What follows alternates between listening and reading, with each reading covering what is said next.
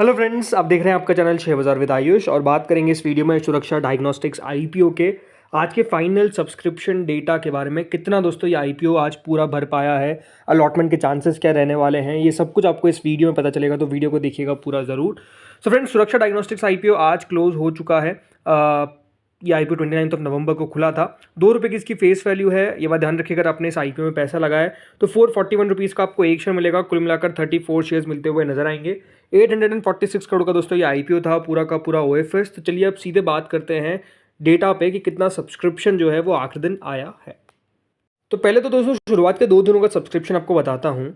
कल के दिन दोस्तों जो क्यूआईबी कैटेगरी थी कुछ भी नहीं भरा था। एचएनआई कैटेगरी ने मात्र 13% भरा था। रिटेल पोर्शन जो है वो 45% भरा था। तो कुल मिलाकर दोस्तों ये जो इशू है ये हमको 2 दिनों के अंदर मात्र 25% सब्सक्राइब होता हुआ दिखा। अब देखिए बड़ी बात क्या है कि कोई ऐसा आईपीओ तो है नहीं है कि बहुत बड़ा इशू है कि इसको भरने में कुछ समय लगेगा। मात्र दोस्तों ये 800 करोड़ का इशू है और अगर आप सब्सक्रिप्शन देखेंगे 2 दिनों के अंदर तो वो मात्र 25% होता है, राइट। तो आप समझ सकते हैं कि इशू को कितना खराब रिस्पॉन्स मिला शुरुआत के 2 दिनों में। चलिए हम क्यूआईबीज को साइड कर देते हैं, बिकॉज आपको पता है, मुझे पता है क्यूआईबीज फर्स्ट सेकंड डे उतने इंटरेस्टेड नहीं रहते हैं। बट एचएनआईज 13%, रिटेल 45%, तो कुछ सब्सक्रिप्शन जो है वो हमको आता हुआ दिखा नहीं। लेकिन आज कितना पैसा है, क्योंकि आखिरी दिन था, वो कंप्लीट हो चुका है। तो देखिए, तो आखिरी दिन दोस्तों जो क्यूआईबी है वो ज़रूर हमको आते हुए तो दिखे, बस किसके लिए, आईपीओ को सेव करने के लिए, आईपीओ को बचाने के लिए। 1.74 टाइम दोस्तों क्यूआईबी पोर्शन भरा है। और ये बात ध्यान रखिएगा, 1.74 टाइम्स भी इसलिए भरा है ताकि ये जो आईपीओ है वो बेसिकली सेव हो जाए और आईपीओ को बचाया जा सके। क्योंकि अगर क्यूआईबी का वैसा नहीं आता तो ये आईपीओ को, कंपनी को ऑब्वियसली बात है, विड्रॉ कर लेना पड़ता, बिकॉज पैसा आता ही नहीं। 38,37,000 शेयर्स ऑफर किए गए थे दोस्तों यहाँ पर क्यूआईबीज को। कुल मिलाकर 66 लाख शेयर्स के लिए क्यूआईबी ने सब्सक्राइब किया इस इशू को। That is around 294 crore rupees जो है वो हमको आते हुए दिखे हैं क्यूआईबी के इस इशू के अंदर। कुल मिलाकर आप समझ सकते हैं कि 295 करोड़ कुछ भी नहीं है। आजकल दोस्तों एसएमई के अंदर भी अगर आप देखेंगे तो क्यूआईबीज इससे ज़्यादा नहीं, इससे कई गुना ज़्यादा पैसा लगा देते हैं। तो क्यूआईबी का रिस्पॉन्स जो है वो क्या रहा, वो नो डाउट दोस्तों काफ़ी पुअर रहा। एक्सट्रीमली कह सकता हूँ पुअर रहता हुआ देखने को मिला। और ये क्या एक्सपेक्टेड नहीं था? तो एक्सपेक्टेड तो था ही कि दोस्तों इस आईपीओ को इसी तरीके का रिस्पांस मिलता हुआ देखने को मिलेगा। और बस जैसे मैंने कहा, आईपीओ को बचाने के लिए दोस्तों पैसा जो है वो हमको आता हुआ दिखा है, अदरवाइज आता भी नहीं। एचएनआई कैटेगरी 1.40 टाइम दोस्तों एचएनआई पोर्शन सब्सक्राइब होता हुआ दिखा है। अब 1.40 टाइम्स का मतलब ये है कि कुल मिलाकर दोस्तों एचएनआई पोर्शन जो है वो 28,78,000 शेयर्स के सामने करीबन 40 लाख शेयर के लिए हमको एप्लीकेशन आता हुआ दिखा। That is around 178 crore rupees. अब इसमें अगर मैं बात करता हूँ बिग एचएनआई से, तो दोस्तों big HNI portion 1.53 time subscribe हुआ है। करीबन 19,18,000 शेयर्स ऑफर किए गए थे।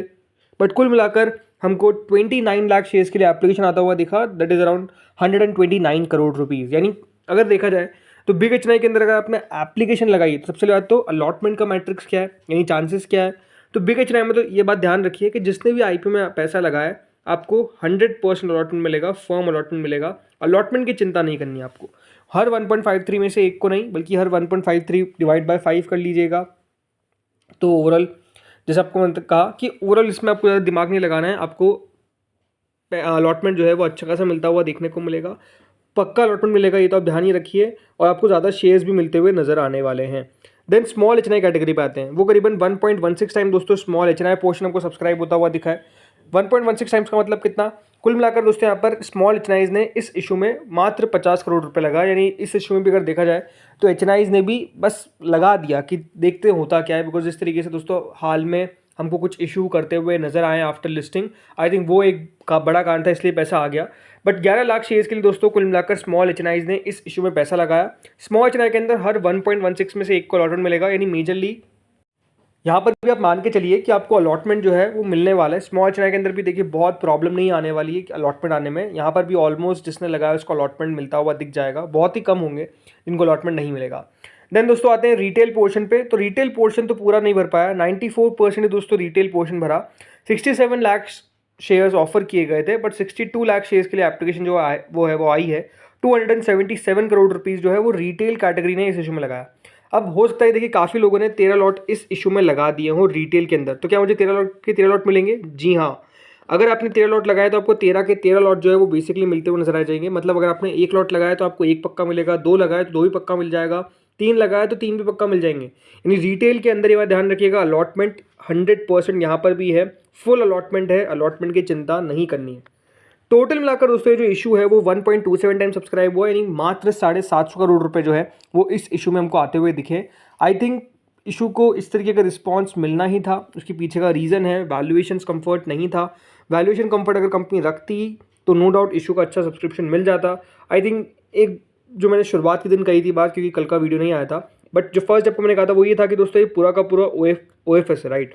और OFS में कौन नहीं चाहता कि मेरा शेयर सबसे अच्छे दाम पर बिके, सब चाहते हैं। आप भी होंगे, मैं भी होऊंगा, तो चाहूँगा यही कि अच्छे दाम पर बिके। और आई थिंक वो एक सबसे बड़ा पॉइंट ऑफ व्यू था, राइट, जिनके द्वारा अपना हिस्सा बेचा गया, एक अच्छी वैल्यू पर बेचा गया और लोगों के द्वारा ले भी लिया गया है। अब हमको यही देखना है कि कितना ये बढ़िया कर सकता है on the listing day, because at the end of the day पैसा बनेगा कि नहीं बनेगा वो ही सबसे ज़्यादा दोस्तों मैटर करता है। बाकी अलॉटमेंट की डेट कब है, तो अलॉटमेंट की date tomorrow, that is 4th। याद रखिएगा 4 तारीख को यानी 4 दिसंबर को इस IPO का अलॉटमेंट जो है वो आपको आता हुआ दिखेगा। कहाँ पे आपको अलॉटमेंट चेक करना है? सो फ्रेंड्स, इस IPO के रजिस्ट्रार है KFin टेक्नोलॉजीज। यहाँ KFin टेक्नोलॉजीज पे आपको जाकर चेकआउट करना है कि आपको अलॉटमेंट मिला है या फिर नहीं मिला है। इस वेबसाइट पे आपको पता चल जाएगा कि आपको अलॉटमेंट लगा है या फिर नहीं। बाकी अलॉटमेंट आ जाएगा, मतलब 10-11 बजे तक आ जाना चाहिए। बाकी इस IPO की अगर मैं बात करता हूँ ग्रे मार्केट के बारे में, तो एक अच्छी बात यही कि दोस्तों जो IPO में ग्रे मार्केट नहीं दिख रही थी, ग्रे मार्केट में एक्टिविटी तो स्टार्ट हुई है। दैट इज़ अराउंड 2 रुपीज़, 2 रुपये के आसपास, दैट इज़ अराउंड 0.45% के आसपास जो ग्रे मार्केट है वो अभी हमको ट्रेड करती हुई दिख रही है। बट वी हैव टू सी कि देखिए यहाँ पर कितना ग्रे मार्केट आता है ऑन द, मतलब बंद हो चुका है तो देखना है कि हाँ आज कल अलॉटमेंट के बाद कितना जो ग्रे मार्केट है वहाँ पर एक्टिविटी जो है वो हमको बनती हुई दिखती है। और लिस्टिंग डे पर पैसा बन पाता है नहीं बन पाता है, ये अपना आप में एक सबसे बड़ा सवाल है, तो वो हमको देखना होगा।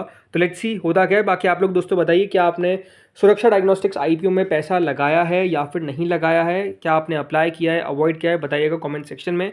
बाकी देखिए मेन बोर्ड IPOs को लेकर आपको मैं यही कह सकता हूँ कि बहुत अच्छे मेन बोर्ड IPOs आने वाले हैं इस मंथ के अंदर, that is the month of December. बस हमको थोड़ा सा वेट एंड वॉच करना पड़ेगा। एक नया IPO बहुत जल्द ओपन हो सकता है जिसका नाम दोस्तों आता हुआ दिख रहा है अवांसी फाइनेंशियल सर्विसेज के बारे में खबरें चल रही है। ममता मशीनरी के बारे में खबरें चल रही है, राइट। तो ये 2 IPO है। इसके अलावा दोस्तों विशाल मेगा मार्ट का IPO जो है वो हमको 2nd वीक या फिर 3rd वीक के आसपास ओपन होता हुआ दिख सकता है। तो आई थिंक बहुत सारे ऐसे इशू है दोस्तों जो ओपन होते हुए दिखेंगे, बड़े इशू ओपन होते हुए दिखेंगे। हाँ, ममता मशीनरी का IPO छोटा है बट अवांसी फाइनेंशियल सर्विसेज का भी अच्छा है। बाकी बहुत सारे IPOs को अप्रूवल भी मिला है, तो उसके बारे में भी ये वीडियो आने वाला है। अगला वीडियो जो रहेगा दोस्तों वो ग्रे मार्केट के अपडेट पे रहेगा, क्योंकि उसमें SMEs IPO भी हम कवर कर लेंगे। दोस्तों इस वीडियो में इतना ही था। होपफुली आपको वीडियो अच्छा लगा होगा। अगर लगा तो लाइक कर देना, चैनल से पहली बार जुड़े हो सब्सक्राइब कर लेना एंड डेफिनेटली वीडियो को शेयर करेगा अपने उन दोस्तों के साथ जिनके द्वारा इस IPO में पैसा लगाया गया है। Thank you friends watching this video.